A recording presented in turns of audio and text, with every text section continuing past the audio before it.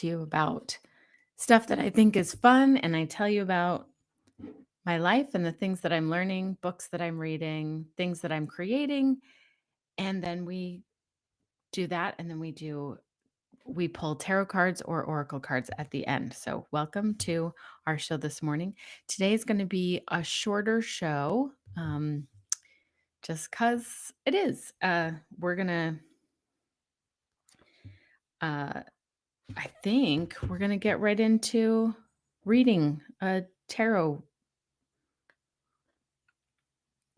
reading the tarot for a question. I guess before I should, I want to share. Let's see, what do I want to talk about? All right. I'm going to show one of my favorite books that is not very well known. It's called Keturah and Lord Death. This was a book that when I read it, the first page, I was with my husband and he was doing a school visit which is what a lot of middle grade children's authors do. Middle grade meaning the market, not that he's like mid-level writer, but more because he's writing. The books that he writes are sold to kids ages 8 to about 12, 13. So the middle of the road childhood. So he does a lot of school visits for his career as a writer in that age group. And one day I was sitting with him, sitting in the back of a gymnasium while he was teaching a bunch of kids how to write and what his job was like as a writer. And I had brought this book with me. And I thought, oh, I'll just, I've heard his speech or his assembly already quite a few times, so I didn't need to really focus on it. So I thought I'd bring a book and just distract myself with that. But then I'm going to read you the first page, and this is how it went. Of myself, Keturah Reeve, and the personage I meet, a story scarce credible to one. Oh, wait, hang on. Never mind. That's also good, but I'm going to read the prologue. This is the first page. Keturah, tell us a story, said Naomi, one of your tales of fairy or magic. Yes, Keturah, do, said Beatrice.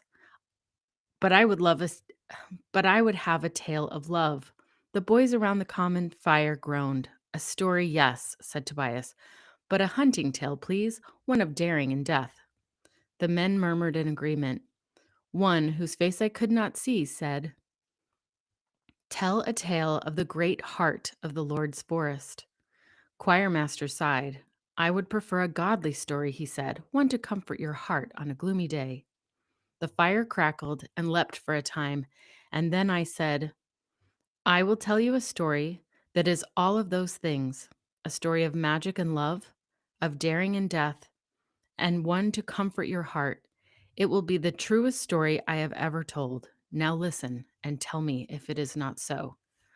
I read that first page and I just had chills. And I closed the book and I said, there is no way I'm going to read this book while I'm distracted by anything else. This needs all my full attention. And so I read it. And the interesting thing is, I've read it 3 times now. Oh, by the way, it's by Martine Levitt. She's a Canadian author, a Canadian authoress, and she's amazing. She's a great writer and she's great at teaching how to write. So I love her. And when I've read it 3 times, and each time I come away feeling something very different. The first time I read it, I felt like I wanted her to be with the person she ended up with at the end. Second time I read it, I thought, no, what's she doing? I wish she had been with the other guy. And then on the last time I've read it, it was a mixture of the two. It's very interesting. do you guys have any books like that? Like, what are some books that when you've read it the first time, you felt one thing, and then when you read it another time, you felt something completely different because you had changed as a person? Okay, first of all, I'm going to go like this because I feel like I'm just sitting too low in the frame here.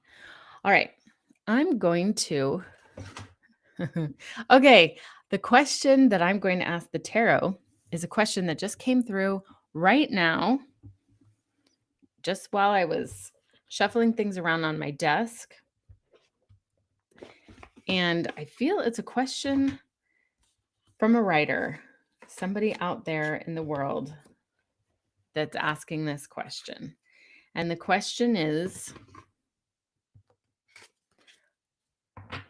and I usually do it as a statement, as a please show me statement is usually how I do it. But the question that came forward is, please show me what I need to do for my story. Please show me what I need to write, what I need to do for my story. So it's kind of a more general question, but it's a question for writers. Like, how do I write my story? What should I do? Give me some guidance on my story, please. Or if you believe that all the guidance you ever need has already been given, meaning it's all there waiting for you, you just haven't seen it yet, maybe we could phrase it as, I know I have everything I need. I know the story is already written, like whether it be in spirit or whatever. But it's more like, please show me the best way to clear the cobwebs so that I can see it, or chip away at the marble so that I can reveal the sculpture. Like, it's there, we just need to uncover it. So please show me how to uncover my story. Okay, I'm going to land on that one. Please show me the best way to uncover my story. And maybe but also the question is like, show me what's contained in my story too.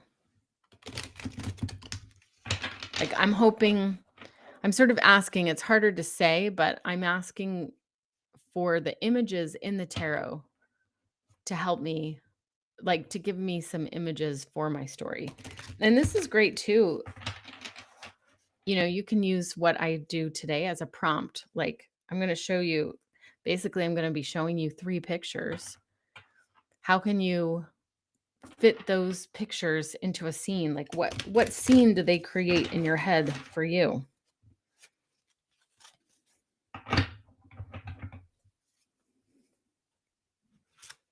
Okay. I'm going to cut the deck. Okay. So, present moment is Artisan of Winter Swords. I think that means that's the knight. Oh, interesting. Past or roots is Initiate of Winter Cups. We just had him. And then, let's see.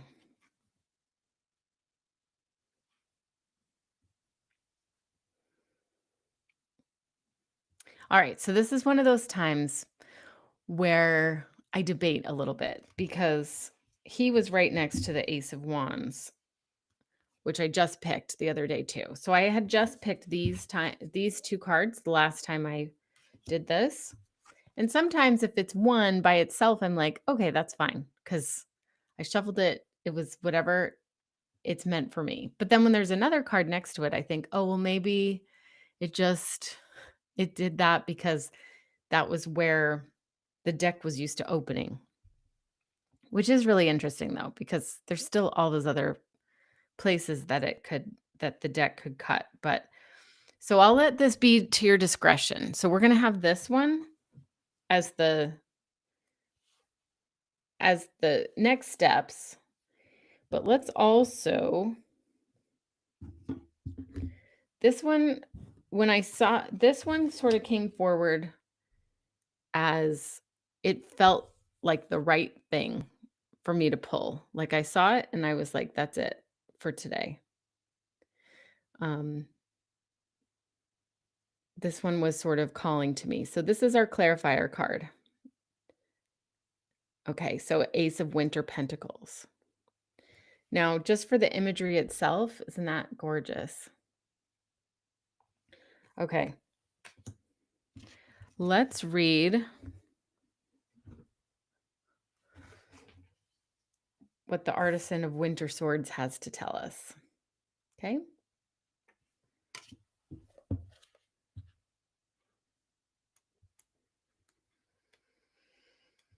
These make me very happy.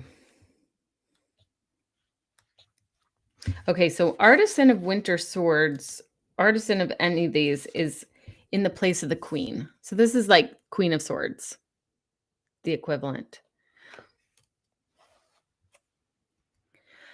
Don't let the image of the Ice Queen fool you. Beneath that cold exterior is a generous and compassionate heart. She's always eager to help, but lying to her is not a wise strategy. What she isn't is naive. Her eyes shine with the knowledge that can pierce your soul and see the truth, no matter what you tell her. Surrounding her are trusted companies, her wolves, which represent the rawness in the way she communicates, and foxes that dance around her head, representing her perceptiveness. Okay. Typically called the Queen of Swords, the Artisan of Winter Swords is the most feminine expression of your mind. This energy combines the cold, hard truth and sharp logic with motherly instinct and compassion. She doesn't enjoy small talk and won't sugarcoat anything, but she will offer her wisdom and guidance to those who are willing to listen to her many years of experience. As an artisan, her creativity is expressed through her ability to be honest with herself. She is crafting herself bit by bit, constantly seeking clarity and cutting away anything that no longer serves her. In a reading, this card guides you to marry creativity and logic. There's a place for your emotions in your situation, but they are tempered with a clear understanding of what you can realistically achieve. This card also advises you to see the truth of people who are of okay, see the truth of who people are rather than projecting your version of them. When dealing with the Artisan of Winter Swords like figure, be sure to prepare wisely and cut to the chase. Okay, so when you're dealing with somebody like this, just, you know, just the facts kind of a thing. I I was excited to get this as our first card because to me swords have to do with writing for me. A lot of decks will use pens as a swap out for a sword. And so there's logic, but she's perfect for a writing someone to look to for writing, a kind of archetype to look to for writing because if you're thinking of writing as, it's there's the sharpness of the sword, there's some sort of logic to writing. Writing is an interesting creative medium because you can write and just spew words, but ultimately there does need to be some kind of logic. So the suit of swords it really speaks to that. And so it's a balance of creativity and the sword. So maybe this is an invitation to you. Maybe right now you have a rough draft already ready, and what it needs now is kind but helpful and constructive editing.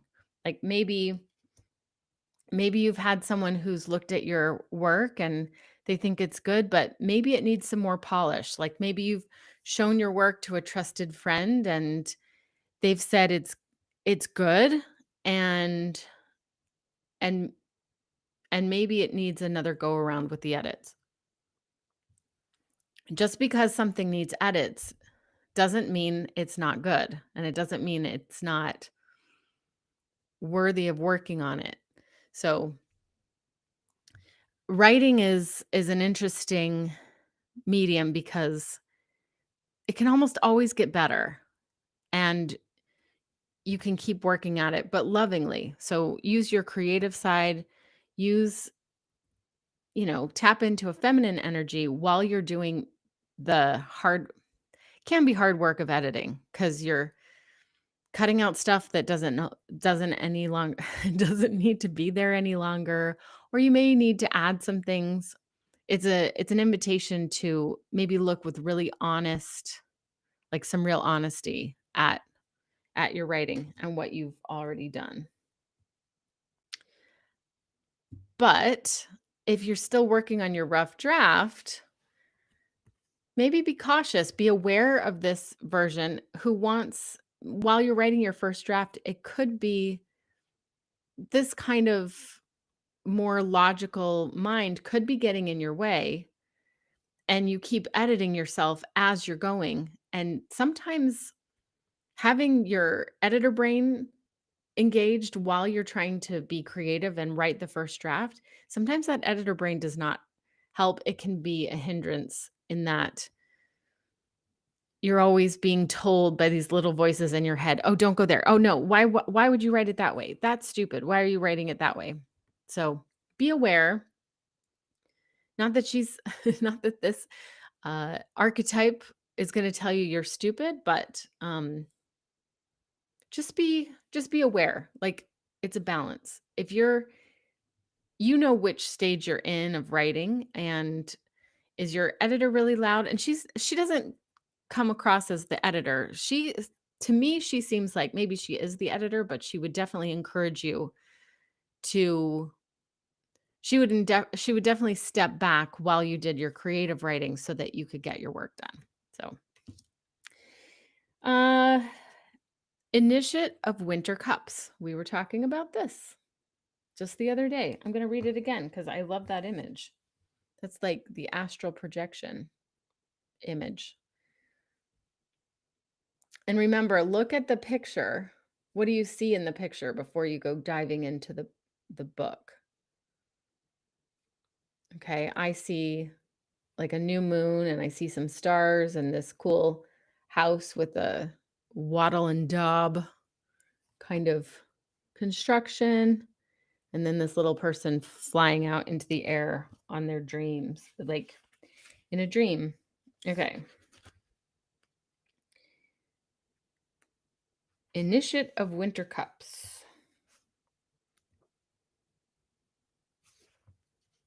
So this would be the page of Winter Cups. Here we find a young boy flying through the night sky thanks to an enchanted cup. He could have looked at his offering as a figment of his imagination, choosing to disbelieve and miss out on the opportunity to soar. But this initiate believes all things are possible when you have a willingness to follow your heart. He doesn't question his feelings when he has them. He just, okay. He doesn't question his feelings when he has them, just like he didn't question the fish in the cup with the promise to help him fly. The initiative Winter Cups, traditionally named the Page of Cups, is the most raw and natural representation of the heart. The person epitomizes someone who is curious about all things creative and expressive. They love to discover more about themselves and to find a new passion or be moved by a work of artistry. They value the arts and culture, live for the next new idea, and dream as though life was a constant fantasy. They aren't too interested in who, where, or how. They follow wherever their heart takes them and trust they will be caught if they fall. As an evolutionary energy, this card guides you to be more open to your heart and intuition, to wear your heart on your sleeve and let your emotions guide your path. Your spirit is always showing you the right way forward through the stirrings of your heart. So if you feel called to try something new or explore a different part of yourself, let this serve as your sign to give it a go. It doesn't matter whether you try it for a day or commit to it for a lifetime. Delight in the feeling of the discovery without expectation, force, or impatience. Impatience. Okay. Pages often represent messengers. In this case, manifesting in a new creative idea, an introduction to a soulmate, or a once in a lifetime opportunity. Be on the lookout for something miraculous when you pull this card and stay open minded that the idea that seemingly impossible things can happen for you at any moment. Okay, I love that. So, this to me, I love this as a roots card because it comes first. This is like your blue sky version of your draft. Like if if this part of you, the part that's logical is coming on too strong, step back and really look at maybe you need to take a new pass at your rough draft, not to edit it, but to simply let all the creativity fly and breathe some magic. Let this breathe some magic into your first draft. So we're going to have this represent, the second draft, kind of the editing draft. Okay. And then Ace of Winter Wands we have for our next steps. And then we have a clarifying card. So Ace of Winter Wands.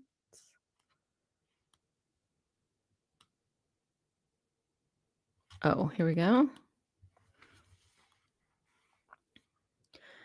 Here we find a maiden candle scrying. She's peeking into the ether, hoping to find some inspiration and motivation to get through the long winter. In the candle's flame can be seen the maiden enjoying the lushness of spring. In this future scenario, she's happy and thriving, working on the many ideas she'll download into her spirit this winter. But this image is only one potential future. It's up to her to decide to plant the seeds now that will allow her to see this vision come to life. The Ace of Wands awakens the creative mind. New sparks of ideas and especially creative endeavors seem to flow in a never-ending stream. And those, in some ways, we can feel like a spiritual. Okay, starting over. In some ways, this can feel like a spiritual awakening, a rare moment when heart, mind, and soul are aligned. Ideas held when you receive this card should not be dismissed, as these sparks of insight represent your heart's deepest passion and what your soul longs to move toward. However, the ideas dancing in your mind are only potentials, and you aren't the only person in the universe. You aren't the only person the universe has shared them with. If you don't act on them now, they will drift back into the ether, searching for someone who will eagerly bring these concepts to life without hesitation. If you've asked about a specific venture or path, then this is your sign that it is truly meant for you. Okay, so this says right here, if you have an idea that's coming to your mind for a book that you want to write, this idea is for you. So let's say you're already still working on a book, right? Or maybe you finished the book and you've sent it off for publication or you sent it off for representation. If that's the case, and in your downtime and you start to have ideas for a new book, jot them down as well as you can and get them going as well as you can, in wisdom. Like, don't be crazy about it, but maybe there's something new that's out that maybe because you've done such a great job with the book you've already written. Like if you've already done a great job with the book that you've already written, maybe the muse or inspiration is like, hey, she's our girl. She's already done a great job with this other book that she's written. We can trust her with this new idea that we have. So this new idea in this little candle could be waiting for you. So when you catch wind of that idea, see what you can do to nurture it and take care of it. And I've heard that if, while you're sending something off for publication or you finish the book, the best thing you can do for that book that that you're hoping will get published, the best thing you can do is write the next book, because the next book raises your vibration because you're full of creativity and ideas and you're receiving. Writing a book is very much being in the receiving mode. So receive it. And you don't have to throttle it or keep it in a cage. If that idea is meant for you, then it's about balance. And, you can talk to the idea, even like I've said before, you can talk to that idea and say, "Hey, I really like you." You can either tell it, "I have time for you. I'm going to take care of you and do my best with you." Or you can say, "You know what? I don't know that I'm the right person for it at the right time, but if it came to you and you got this card, then this card is saying it is right for you. So do your very best with it." And if the editor mind keeps coming on, the editor is there for a reason. We we honor the editor because the editor allows us to polish what we've written so that we can take something that's maybe a little messy and polish it and make it beautiful so that it really shines and so that it resonates with every person. We don't want to work a book to death, but it is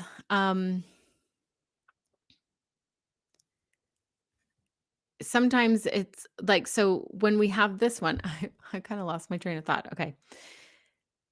So once that book goes off for publication, or you're working it, or maybe it needs a break. Maybe you've been working a manuscript to death, and maybe it's time to put that manuscript in a drawer and just, what's the next idea that's come to you? And just try working on that for a little while and then see where that takes you. And okay, for our clarifying card, we have this one. What a beautiful image that is. I'm going to read what it says, but mostly, could this inspire something in the book that you're writing or the art that you're creating? All right. Ace of Winter Pentacles. Let's see.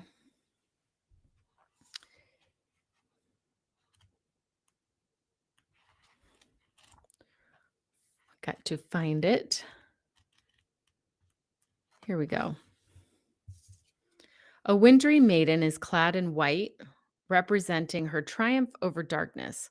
She holds within her hands an orb of light, symbolizing the spark of a new idea or opportunity.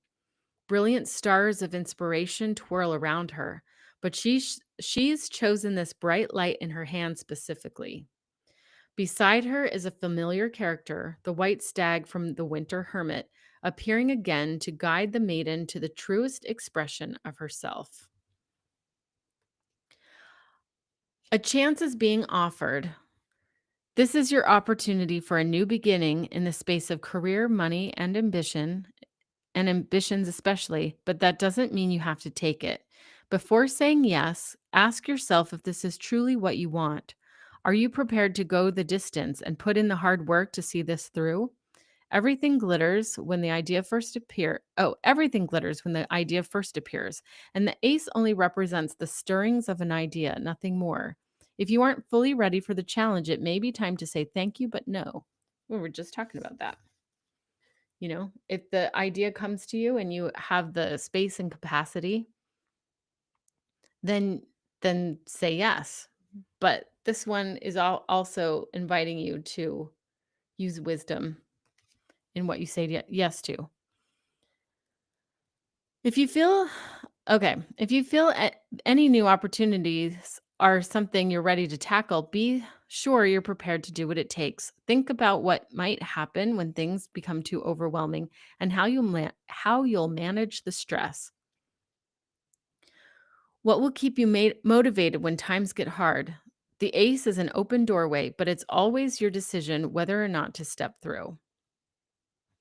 Okay.